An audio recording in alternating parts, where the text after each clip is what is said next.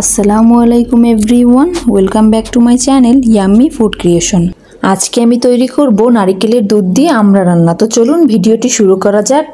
চুলায় একটি প্যান বসিয়ে কেটে রাখা আমড়াগুলো দিয়ে দেব। এরপর পরিমাণ মতো পানি দিয়ে ঢাকনা দিয়ে সিদ্ধর জন্য রেখে দেব। সিদ্ধ হয়ে গেলে নেড়ে চেড়ে নামিয়ে নেব।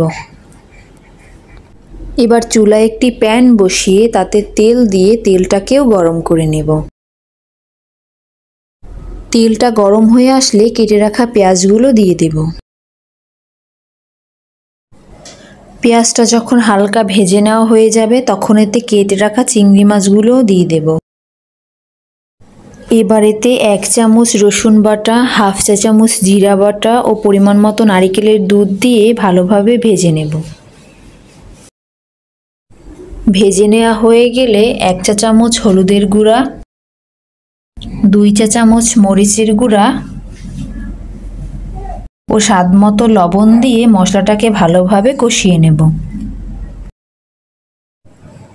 মশলাটা ভালোভাবে কষানো হয়ে গেলে সিদ্ধ করে রাখা আমড়াগুলো দিয়ে দেব। এবার নেড়ে চেড়ে পরিমাণ মতো পানি দিয়ে ঢাকনা দিয়ে রেখে দেব। এবার ঢাকনা খুলে নেড়ে চেড়ে নামিয়ে নিলেই তৈরি নারকেলের দুধ দিয়ে আমড়া রান্না। এই ছিল আমার আজকের আয়োজন। ভিডিওটি ভালো লাগলে চ্যানেলটিকে অবশ্যই সাবস্ক্রাইব করবেন। ভালো থাকবেন, সুস্থ থাকবেন। আল্লাহ হাফেজ।